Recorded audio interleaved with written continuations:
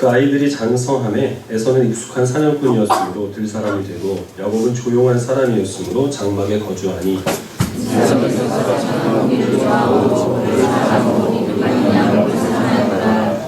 야곱이 죽을 수 없더니 에서가 들에서 돌아와서 심히 피곤하여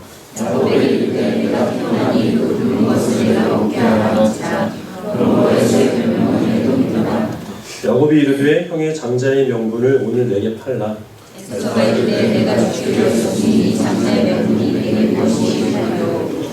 야곱이 이르되 오늘 내게 맹세하라. 에서가 맹세하고 장자의 명분을 야곱에게 판지라. 야곱이 떡과 팥죽을 에서에게 주매 에서가 먹으며 마시고 일어나 갔으니 에서가 장자의 명분을 가볍게 여기였더라. 아멘. 에서와 야곱은 같은 날 같은 어머니에게서 태어났지만 그러나 뱃속에서부터 누가 먼저 나오느냐 하는 것을 가지고 다퉜던 사이죠. 그 싸움에서 에서가 이깁니다. 하지만 야곱은 나오는 순간까지 자기가 장자가 되고 싶은 욕심에서 형의 발꿈치를 붙잡고 태어나게 되죠. 그러나 하나님께서는 큰 자가 작은 자를 섬기리라 라고 말씀을 하시므로 하나님의 약속을 상속받을 상속자는 바로 에서가 아니라 두 번째로 나온 야곱이라는 사실을 밝히셨습니다.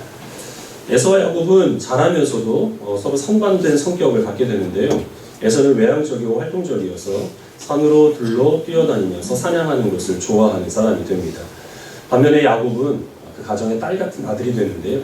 밖에 나가면서 사냥을 하고 활동적으로 그렇게 행동을 하는 것보다는 조용히 이제 집에 머물면서 요리 같은 것을 하는 것을 좋아하는 그런 사람이 됩니다. 그리고 각각 그 부모님들도 자기의 취향에 따라서 편애하는 자식들이 있었는데 아버지인 이삭의 경우에는 육식을 좋아했기 때문에 에서가 사냥에 와서 대접하는 그 고기로 인해서 에서를 좋아했다라고 되어 있고 리브가의 경우에는 둘째인 야곱을 편애를 하게 됩니다. 어느 날 이 에서가 사냥을 마치고 집으로 돌아왔는데 집에 먹을 것이 하나도 없었습니다. 그래서 그때 때마침 야곱이 죽을 쓰고 있었기 때문에 에서는 네가 지금 만들고 있는 그 붉은 것을 나에게 달라 이렇게 얘기를 합니다. 에서의 후손을 에돔 족속이라고 하는데 그 에돔이라고 하는 별명이 이 에돔이라는 뜻은 불타는 의미입니다. 지금 이 에서가 얘기한 붉은 것을 나에게 달라 라고 한 데서 비롯된 겁니다. 근데 야곱은 형이 배가 고파서 죽을 지경이라고 하는데 자기가 만들고 있는 요리를 즉시 대접하는 것이 아니라 흥정을 시도를 하죠. 형의 그 장자의 명분을 나에게 팔면, 나에게 넘기면 그러면 내가 형에게 이 팥죽을 대접해 주겠다 이렇게 얘기를 합니다. 이때 에서는 내가 지금 굶어서 죽게 되었는데 장자의 명분이 무슨 소용이 있느냐 라고 얘기를 하면서 그 장자의 명분과 이 팥죽을 맞바꾸게 됩니다. 나중에 에서가 이 일로 인하여서 야곱에게 심하게 분노합니다. 분통을 터뜨리죠. 내가 야곱에게 속아서 장자의 명분을 그에게 넘겼다. 그래서 아마도 지금 이루어진 이 사건은 다 야곱의 계획 가운데서 이루어진 사건 같습니다. 형이 사냥을 마치고 돌아오면 배고파한다는 것을 미리 알고 있었고 그러면 형이 먹을 것을 찾을 때 그때를 이용하여서 내가 형의 장자권을 차지하자 라는 것을 미리 다 지금까지 계획을 하고 있다가 지금 덫에 이 에서가 걸려들었다고 하는 것이죠. 그러나 어쨌든 이 장자의 명분에 대해서 에서는 그것을 가볍게 여겼고 비록 간교하게 장자의 명분을 빼앗은 것이지만 그 야곱에게 있어서는 이 장자의 명분을 사모했다라는 것이죠. 그래서 성경은 간교하게 장자의 명분을 빼앗은 야곱을 탓하기보다는 장자의 명분을 가볍게 여긴 그 에서의 어리석음을 탓하는데 더 중점을 두고 있습니다. 그러면 이토록 그 야곱이 형을 속여서라도 빼앗으려고 했던 이 장자의 명분은 뭘 의미할까요? 이 당시에 장자에게 주어지는 혜택은 다른 형제들에 비해서 아버지의 재산을 2배로 받는 것입니다.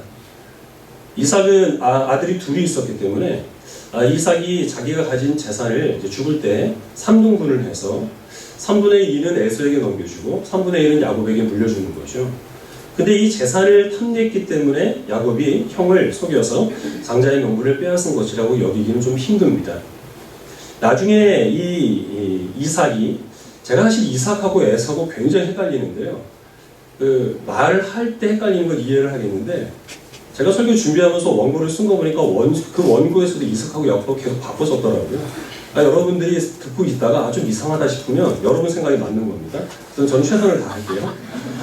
이 이삭이 죽기 전에 그 에서에게 장자의 축복을 합니다. 근데 에서인 줄 알고 축복을 했지만 사실 야곱이 자기 아버지까지 속여가지고 야곱에게 에서에게 해야 될 축복을 하게 되는 거죠. 축복의 내용을 보면 이 에서는 모든 형제들을 정복할 것이고 에서를 축복하는 자를 하나님께서 복 주실 것이고 에서를 저주하는 자를 하나님께서 저주하실 것이다. 이렇게 축복을 합니다. 그러니까 이것은 하나님께서 아브라함에게 하신 그 약속과 리브가가 이 쌍둥이를 잉태하고 있을 때 하나님이 주신 그 말씀을 근거로 하는 것이죠. 그러니까 이삭이 알고 있었던 것은 자신이 아브라함으로부터 다른 형제들은 받지 못했던, 그래서 자기만 물려받았던 이 하나님의 나라를 유업으로 상속받을 그 후사의 축복이 자신이 이 장자로 삼은 그 사람에게 물려지게 될 것이라는 것을 이 이삭도 알고 있었다는 겁니다. 그런데 이삭은 당시의 풍습에 따라서 먼저 태어난 에서가 특별히 자기가 좋아하는 그 고기 반찬을 매일 대접하는 그 에서가 장자가 되어서 내가 아브라함부터 물려받은 그 하나님 나라의 유업을 그 에서가 후사가 되어서 그에게 물려줄 것을 그가 바라고 있었다는 것이죠. 그에 비해서 리브가는 하나님께서 이 야곱이 잉태되었을 때 하나님 주신 말씀대로 에서가 아닌 둘째인 야곱이 그 이삭의 후사가 되기를 바라고 있었다고 하는 것입니다. 야곱도 그것을 알고 있었기 때문에 하나님께서 내 할아버지에게 하신 그 약속을 이제는 아버지를 통해서 내가 물려받기를 바라는 마음으로, 그래서 장자의 명분을 나에게 넘기라, 이렇게 얘기를 한 것이고, 상대적으로 에서는 지금 그 아버지가 갖고 있었던, 그래서 할아버지로부터 물려받은 이 하나님 나라의 약속을 그런 귀하게 여기지를 않은 것입니다. 그래서 그것을 팥죽 한 그릇밥 바꿔버린 것이죠. 그리고 하나님은 바로 그들의 이 장자에 대한 태도와 같이 이 에서는 그 장자의 명분을 가볍게 여겼기 때문에 하나님께서는 그를 택하지 않으셨고, 그리고 야곱은 아버지와 형을 속여서라도, 그래서 그 관계가 파괴되는 한이 있더라도 비록 그 방법은 잘못된 것이지만 그 하나님 나라의 유업을 물려받고자 하는 사모함이 있어서 그래서 하나님께서는 야곱을 택하신 것이죠. 하나님의 주권과 인간의 책임에 대해서 하나님의 그 주권보다는 인간의 책임을 조금 강조하는 입장에서는 제가 지금 말씀드린 대로 그렇게 이 부분을 해석을 합니다. 야곱에게는 하나님의 나라를 상속받고자 하는 사모함이 있었기 때문에 하나님께서는 그를 택하셨고, 에서는 이 하나님 나라에 대한 사모함이 없었기 때문에 하나님 버리신 것이다. 반면에 하나님의 주권을 인간의 책임보다 조금 더 강조하는 우리들의 입장에서는 하나님께서 먼저 야곱을 택하셨고, 택하신 대로 택함 다 그가 합당하게 살아가기 위해서 이 하나님의 그 약속을 유업으로 물려받고자 하는 사모함을 그에게 주신 것이다. 이렇게 해석을 합니다. 이 부분에 대해서는 성경에 분명히 나와 있는데요. 우리 로마서 9장 말씀 같이 보겠습니다.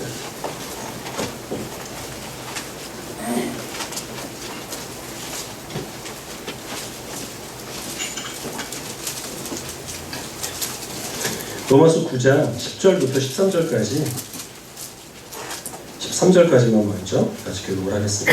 로마서 9장 신약 251페이지 10절을 제가 읽겠습니다. 그뿐 아니라 또한 리브가가 우리 조상 이삭 한 사람으로 말미암아 임신하였는데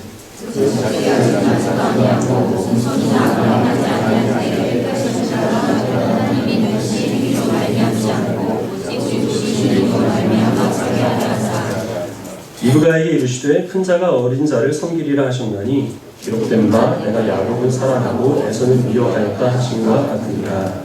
아멘. 하나님께서 리브가가 임신해서 그래서 아직 에서와 야곱이 세상에 태어나지 않았을 때 이미 하나님은 야곱을 사랑하셔서 그를 선택하셨고 에서는 미워하셔서 그를 버리셨다. 이렇게 되어 있습니다. 그래서 태어나기 이전에 그래서 하나님께 미움받을 만한 어떤 짓도 하지 않아요. 하나님께 사랑을 받을 만한 어떤 행동도 하지 않았을 때 하나님께서 이미 이들을 버리시고 택하시기로 그렇게 결정을 하셨다는 거죠. 여기에 대해서 이렇게 반문을 할 수 있습니다. 하나님은 전지하시기 때문에 모든 것을 아시기 때문에 에서가 세상에 나와서 미움을 받을 만한 행동을 하게 될 것이라는 것을 하나님께서 이미 예견을 하시고 그래서 에서를 선택하지 않으시고 야곱은 비록 불완전하기는 하지만 그래도 그 장자권을 사모할 만큼 하나님을 열심히 그가 추구를 했기 때문에 그래서 하나님이 그를 택하신 것이다. 그게 아니라는 것이 그 뒤에 나오는데요. 14절부터 18절까지 마저 또 교독을 하겠습니다. 그런즉 우리가 무슨 말을 하리요? 하나님께 불의가 있느냐? 그럴 수 없느니라.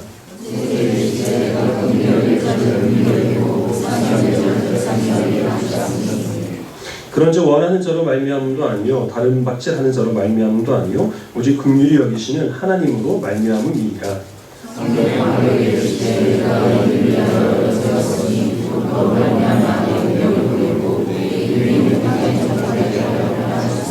같이 읽겠습니다. 그런즉 하나님께서 하고자 하시는 자를 긍휼히 여기시고 하고자 하시는 자를 완악하게 하시느니라.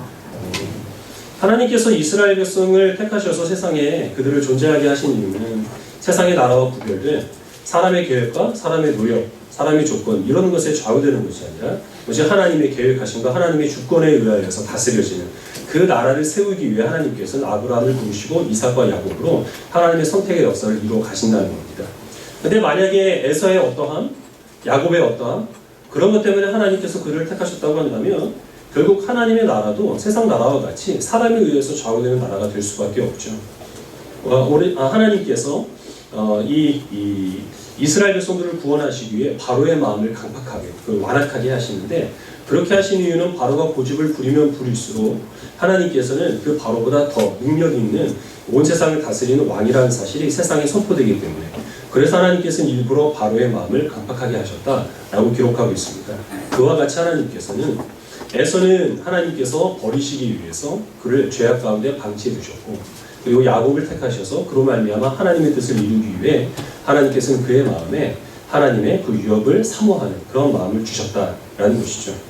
이 전체의 문맥은 하나님께서는 분명히 아브라함의 후손들로 하여금 하나님의 백성을 삼으시겠다고 말씀하셨는데 어째서 하나님의 그 택하신 백성인 이스라엘 백성들이 아니라 이방인들이 세례를 받고 예수 그리스도를 믿어 하나님의 백성이 되는 그런 일들이 일어날 수 있느냐? 여기에 대한 바울의 대답입니다. 하나님께서 원하시는 것은 하나님 뜻대로 이루시고 하나님께서 원하지 않으시는 것은 하나님께서 버리신다라는 거죠. 여기에 대해서 우리들은 상당히 불편하게 생각을 할 수 있습니다. 하나님께서 구원하실 사람들을 미리 정하셨고 버리실 사람들을 미리 정하셨다. 여기에 대해서는 우리가 받아들이기가 어려울 뿐만 아니라 그 뒤에 많이 수반되는 질문들이 있는데요. 하나님의 뜻을 우리가 다 이해할 수는 없죠. 다만 우리는 최선을 다해서 받아들일 뿐입니다. 근데 한 가지 우리가 여기서 기억을 해둘 것이 무엇이냐면 야곱이든 에서든 다 하나님께 택함을 받기에 합당하지 못한 사람들이었다는 겁니다. 그러나 하나님께서는 에서는 그에게 어떤 변화를 일으키시거나 또 그를 주권적으로 인도하지 아니하시고 그렇게 죄악 가운데 방치해 두신 것이고 하나님께서는 야곱을 통하여 주의 뜻을 이루기 위하여서 그의 삶에 간섭하시고 또한 그가 택함받은 주의 백성으로 살아갈 수 있도록 그의 삶 속에 변화를 일으켜 가신다. 이렇게 우리는 이 에서와 야곱을 이해를 해야 합니다. 실제로 우리의 삶 속에서도 마찬가지인데요. 우리의 삶 가운데서 중요한 요소들은 사실 대부분 우리가 스스로 선택하거나 결정한 것이 아닙니다. 이 세상에 내가 태어날 것인지 말 것인지 그것을 결정을 해서 그래서 지금 세상에 존재하는 사람 단 한 사람도 없습니다. 내가 태어날 장소, 내가 태어날 때 나의 성격 우리가 결정하지 못합니다. 성격이나 재능이나 외모도 타고나는 것이 상당 부분이죠. 이렇게 보면 사실 우리가 세상을 살아가면서 내가 내 의사대로 결정을 하는 것은 우리가 아침에 무슨 옷을 입고 나올까 아니면 밥을 먹을 때 무슨 반찬을 먼저 먹을까 이렇게 지극히 제한적인 것밖에는 없다는 거죠. 그럼에도 불구하고 우리는 주어진 상황 안에서 그 상황에 적응해 나아가도록 변화되고 있습니다. 내 의사대로 우리가 한국 사람으로 태어난 건 아니지만 그래도 우리는 한국말을 지금 잘하고 있죠. 한국 사람으로 태어났다는 것을 혹시 누가 의심할까봐 우리는 매운 고추를 고추장에 즐겁게 찍어 먹습니다. 이것은 우리가 한국 사람으로 태어나서 한국이라는 그 환경에 적응하는 결과 우리 안에서 일어나게 되는 변화라고 하는 것이죠. 우리들은 부모님을 우리가 정하지 못합니다. 그럼에도 불구하고 우리는 부모님이기 때문에 부모님을 사랑하고 존경합니다. 결혼하기 전에는 내가 자녀를 낳으면 이런 자녀를 낳겠다라고 저마다 계획을 세우지만 막상 우리가 양육하고 있는 자녀는 우리의 기대와는 사뭇 다른 그런 자녀들일 가능성이 굉장히 높습니다. 그럼에도 불구하고 내 자녀이기 때문에 우리는 그 자녀를 그 누구보다 소중히 여기고 사랑하고 그 자녀에게 있어서 부모의 그 역할을 충실히 감당하기 위해서 최선의 노력을 다하고 있다는 것이죠. 우리가 그리스도인이 된 것은 우리의 결정에 따라 이루어진 일이 아닙니다. 말 그대로 우리는 자고 일어나 보니까 어느새 하나님의 백성으로서 우리들은 세상에 존재하며 살아가고 있는 것이죠. 그러나 우리들이 하나님의 백성으로서 주님께서 우리를 택하셨고 하나님께 사랑을 받기 때문에 그래서 우리들은 미흡하기는 하지만 하루하루를 하나님의 그 나라의 백성으로서 적응하기 위해서 마치 우리가 우리 나라와 우리 가정에 적응하기 위해서 살아가는 것처럼 그렇게 우리는 하나님께 적응하기 위해서 살아가고 있으며 또한 우리가 하나님께서 기뻐하시는 뜻을 추구하고 하나님을 우리가 소중히 여기는 그러한 모습으로 우리가 세상 앞에 살아가게 된다는 것이죠. 즉 하나님께서 나를 택하셨다. 하나님이 나를 사랑하셨다. 그 부인할 수 없는 증거가 무엇이냐 하면 우리도 하나님을 소중히 여기고 우리도 하나님을 사랑하는 것으로 그렇게 우리에 대한 하나님의 사랑이 증거된다는 것입니다. 우리 사무엘상 말씀 같이 보겠습니다. 사무엘상 2장 30절입니다.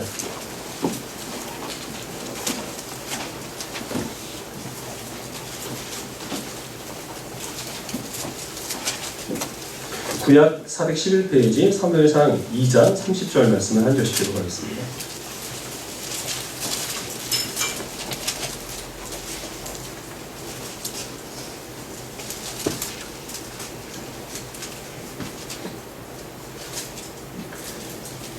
사무엘상 2장 30절 말씀, 우리 한 절 말씀을 같이 읽겠습니다. 시작. 그러므로 이스라엘 하나님 나 여호와가 말하노라. 내가 전에 내 집과 내 조상의 집이 내 앞에 영원히 행하리라 하였으나 이제나 여호와가 말하노니 결단코 그렇게 하지 아니하리라. 나를 존중히 여기는 자를 내가 존중히 여기고 나를 멸시하는 자를 내가 경멸하리라. 이 말씀은 엘리 제사장에게 하나님이 주신 심판의 선언입니다. 엘리는 제사장이었고 엘리의 두 아들도 제사장이었는데 엘리의 두 아들은 재물에 눈이 멀어서 하나님의 그 제사를 더럽히죠. 그런데 이 엘리는 하나님의 이 말씀에 의하면 하나님보다 자기의 자녀들을 더 소중히 여겼기 때문에 하나님의 제사를 더럽히는 것을 엘리가 방치했다. 그래서 나도 너희를 소중히 여기지 않기로 했다라는 것입니다. 내 가정에서 더 이상 제사장이 나오지 않도록 내가 저주를 내리겠다. 그리고 하나님께서는 나를 존중하는 자를 나도 존중할 것이고 또 나를 멸시하는 자를 내가 경멸하리라 라고 이렇게 말씀을 하십니다. 이 말씀을 우리가 표면적으로 보면 엘리의 두 아들과 그리고 엘리는 하나님을 존중하지 않았기 때문에 그래서 하나님께서도 그를 하찮게 여겨서 버리신다 이렇게 보이지만 그 근본적인 말씀은 무슨 말씀이냐면 이 엘리와 그리고 엘리의 두 아들이 하나님께 드리는 제사를 멸시하고 하나님을 존중하지 않은 그 이유가 하나님께서 먼저 이들을 경멸하시고 하나님께서 이들을 택하지 않으시고 사랑하지 않으셨기 때문에 그 하나님께 버림받은 자의 그 모습이 하나님을 존중하지 않은 태도로 드러나게 되었다. 바로 이것이죠. 이런 차원에서 본다면 지금 여기에 앉으셔서 예배를 드리시는 저와 여러분들은 하나님께서 여러분들을 택하시고 또 사랑하시고 소중히 여기신다라고 그렇게 여겨도 거의 무방하다는 겁니다.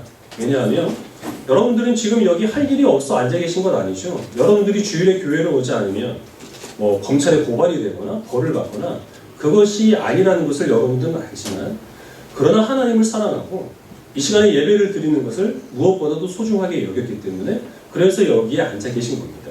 근데 이것은 우리가 먼저 하나님을 사랑하기보다는 하나님께서 우리를 택하시고 사랑하신 그 증거가 우리도 하나님을 존중하는 것으로 드러나게 되었다는 거죠.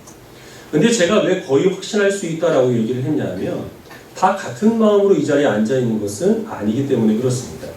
여기 앉아 계신 분들 중에서 어떤 분들은 마지못해서 자리에 앉아 있는 분들도 분명히 있을 거예요. 여러 가지 이유로 인해서 예배드리는 이 시간을 귀하게 여기지 않고 빨리 이 시간이 끝났으면 좋겠다 하는 그런 마음으로 앉아 있는 분들도 분명히 있을 것이고 예배를 드렸을 때 가졌던 경건하고 거룩한 태도가 이 예배가 끝나자마자 사라져버리는 그런 사람들도 있을 겁니다.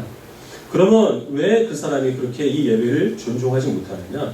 결국 하나님을 중요하게 생각하지 않기 때문이고 그래서 우리가 예배를 너희는 왜 신령과 진정으로 드리지 않느냐 하는 것을 가지고 하나님께 책망을 받기를 두려워하기보다는 사실 그건 두려운 것이 아닙니다. 정말 우리가 두려워할 것은 내가 하나님을 존중하지 못하는 것, 내가 예배에 집중하지 못하는 이유가 혹시 하나님께서 나를 사랑하지 아니하시고 하나님께서 나를 귀히 여기지 아니하시는 그 증거가 내가 예배를 드리는 태도를 통해서 드러나는 것이 아닌가 이것을 정말 우리가 두렵게 여겨야 한다는 것입니다. 어느 날 부인이 남편에게 다정하게 묻습니다. 당신은 나하고 왜 결혼했어? 그 말이 갖고 있는 의미는 당신은 나의 어떤 점이 좋았어? 이거죠. 대답을 잘해야 됩니다. 그래서 답은 정해져 있는 거예요. 다른 어떤 사람보다 당신을 훨씬 더 사랑했고 당신의 모든 점이 마음에 들었기 때문에 이게 정해진 답입니다. 종이 적었어요? 근데 눈치 없이 성격이 좋은 것 같았어. 이렇게 얘기를 했다는 거죠. 그러면 이제 그때부터 시작이 되는 거죠. 얼굴은 마음에 안 들었다는 거예요. 성격이 그때는 좋은 것 같아서 결혼했는데 막상 살다 보니까 아니라는 것이 아주 피곤해집니다. 정말 최악이 뭐냐면 당신 말고는 선택의 여지가 없었어요. 이거는 그 행복한 결혼 생활은 그날로 종치는 거죠. 관계 안에서 우리가 행복과 기쁨을 누리기 위해서는 서로 사랑한다는 것을 확신해야 되는데, 사랑이라고 하는 것은 선택의 여지가 없이 그 사람만 있어서 내가 당신 앞에 있다, 이것을 가지고 우리는 사랑이라고 얘기하지 않습니다. 많은 선택의 여지가 있지만 당신과 함께하기 위해서 나는 그 모든 선택의 여지들을 다 포기했다라는 것을 서로 확증할 수 있을 때, 그럴 때 우리는 사랑을 확인할 수 있는 것이고, 그리고 관계 안에서 우리는 기쁨과 그리고 만족을 누릴 수가 있다고 하는 것입니다. 하나님께서 우리들에게 원하시는 것도 그것이고, 또 하나님께서 십자가의 놀라운 사랑을 통해서 우리들에게 말씀하시는 것도 바로 이것입니다. 하나님께서는 세상에 하고 많은 사람들, 우리보다 선하고 우리보다 많은 능력 있는 사람들이 있지만 그 사람들이 아닌 우리를 사랑하시기 위해서 우리를 택하셨고, 우리를 택하시기 위해서 하나님은 그들을 기꺼이 포기하셨다라는 것이 우리들에게 있어서 영광과 기쁨이 됩니다. 또한 우리들도 하나님을 이러한 차원에서 많은 것을 우리가 누릴 수 있고 또 선택할 수 있지만, 그것을 포기하고 하나님을 선택을 해야 하는 것이죠. 하나님께서 우리 앞에 많은 선택지를 보여주십니다. 기독교 외에도 그럴듯해 보이는 많은 종교가 이 세상 가운데 있습니다. 하나님의 모든 말씀들 우리가 믿고 순종하기에는 어려워 보이는 말씀이 있어서 가끔 우리가 하나님 말씀을 의심하거나 불순종해도 하나님께서 그때그때마다 우리를 벌하시지 않으십니다. 우리 주위를 둘러보면 하나님보다 더 든든하게 내가 의지할 만하게 여기시는 그런 많은 것들이 있습니다. 하나님을 섬기는 것보다, 말씀과 기도를 통해 주님과 교제하는 것보다 더 우리들에게 기쁨을 주는 것 같은 많은 오락거리들이 있고, 그리고 하나님보다 더 사랑스럽게 여겨지는 사람들이 우리 지천에 널려 있습니다. 왜 하나님께서는 이러한 선택지를 우리 앞에 두시는지 때로는 이해 안 될 때가 있습니다. 조금 더 강권적으로 우리를 몰아가셔서 하나님을 사랑할 수밖에 없게 만들고, 하나님께 순종을 할 수밖에 없게 만들고, 하나님께 기도를 할 수밖에 없는 그런 상황들을 만들어주시면 내가 조금 더 하나님을 섬기는데 도움이 될 텐데 라고 그렇게 생각이 될 때가 있지만, 하나님은 그렇게 역사하지 않으십니다. 왜냐하면 하나님께서는 이 세상에 있는 많은 종교 가운데서 우리가 그것들을 택할 수 있지만 그것을 다 포기하고 기독교를 선택해서 하나님만을 섬길 때 하나님께서는 그것으로 인해서 기뻐하시고 영광을 받으시기 때문입니다.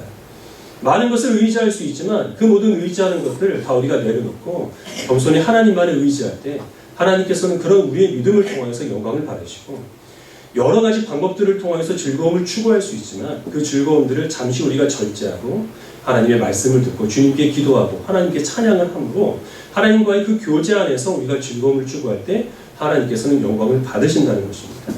주변에 있는 많은 사람들 우리가 욕하고 싶고 그들에게 저주를 퍼붓고 싶지만 예수 그리스도의 말씀에 따라서 그들을 사랑하고 섬길 때, 그런 우리들의 이 선택을 통하여서 우리들은 하나님께서도 우리를 사랑하시고 택하셨다는 사실을 누구도 의심할 수 없이 우리는 온 세상 가운데 증거할 수 있게 된다는 것입니다.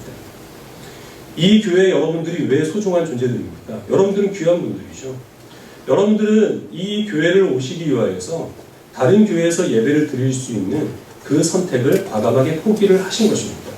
만약에 이 교회가 세상에 여기 한 군데밖에 없고 주일에 교회를 가지 아니하면 경찰이 잡아가는 그런 세상이라고 한다면 여러분들은 귀하긴 하지만 조금 덜 귀할 거예요. 그러나 그렇지 않을 수 있었음에도 불구하고 여러분들이 이 교회를 귀하게 여겨서 이곳에 와서 예배를 드리기 때문에 교회도 여러분들을 귀한 성도로 받아들일 수 있는 것입니다. 우리는 피차가 귀한 사람들입니다. 왜입니까?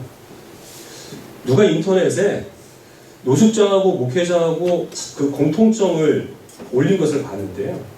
출퇴근 시간이 일정하지 않다. 주는 대로 잘 먹는다. 손에 무엇인가 늘 들고 있다. 또 이직률이 적다. 뭐 이런 거더라고요. 근데 이제 그 중에 하나가 오라는 곳은 없지만 갈 곳은 많다 그랬어요. 기분은 나빴지만 부인할 수 없었습니다. 불편한 진실이죠. 오라는 것 없어도 갈 곳이 많습니다. 저도 그렇고 여러분도 그렇습니다. 그러나 저와 여러분들 그리고 우리 서로는 함께 모여서 예배를 드리고 믿음 안에서 교제하는 그것이 즐거워서 그래서 이 자리로 모이기로 선택을 했기 때문에 그래서 우리는 피차가 아닌 소중한 존재라고 하는 것입니다. 오늘이 종료주일이고 이제 내일부터는 고난주간이 시작됩니다. 고난주간에 늘 그랬듯이 의무적으로 새벽기도 나오거나 아니면 또 금식하는 것 없습니다.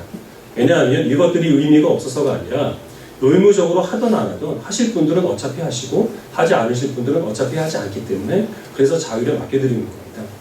자율적으로 하는 것이긴 하지만 금식은 우리 그리스도인들의 신앙생활에 있어서 유익합니다.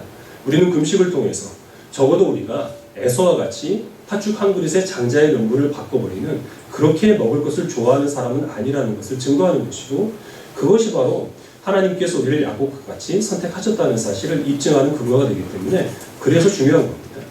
혹시 여러분들이 건강상 아니면은 도저히 한 끼라도 거르고는 이 일상적인 생활을 할 수 없는 그런 입장에 있다면 식사를 양껏 하십시오. 중요한 것은 기도하는 겁니다. 금식은 항상 내 의지를 내려놓고 하나님을 우리가 바라보면서 기도할 틈을 얻기 위해서 금식을 하는 것이니까요. 금식을 하지 않아도 좋습니다만은 여러분들이 적어도 일주일 동안은 시간을 정해놓고 기도하시기 바랍니다. 우리 학생들도 쉬는 시간이나 아니면 점심시간을 이용하여서 정해진 시간에 하나님께 그 시간만큼은 내가 다른 어떤 것도 하지 않고 기도하는데 시간을 드릴 수가 있을 겁니다. 금식도 그렇고 기도도 그렇고 이 시간 드리는 예배도 그렇고 그 목적지는 동일합니다. 일상적인 생활 속에서 하나님이 기뻐하신 일을 행하기 위해 내 선택권을 내려놓는 이것을 하기 위해 우리는 금식과 기도를 통하여서 내 마음을 다스리는 것입니다. 그래서 우리는 고난주간에 금식하고 기도하는 것도 중요하지만 무엇보다 중요한 것은 각자의 삶 속에서 하나님께 대한 의심을 해야 될 그런 순간에 하나님께 대해 의심하는 것을 포기하시기 바랍니다. 하나님을 신뢰하시고 자신의 어떤 신상에 대해서 불평하는 말들을 자제하시기 바랍니다. 그것이 영적인 금식입니다.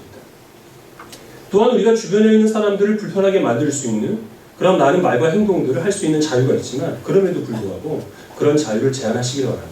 그것을 포기하는 것이 하나님께서 기뻐하시는 일입니다. 사소한 거짓말과 그리고 불법을 행하는 것을 통하여서 작은 이득을 취하고 싶은 그런 욕심이 있을 때 그 욕심을 십자가에 못 박으신다면 그것이 바로 이게 고난주간을 통하여서 예수 그리스도의 고난에 동참하는 길이라는 사실을 기억하시기 바랍니다.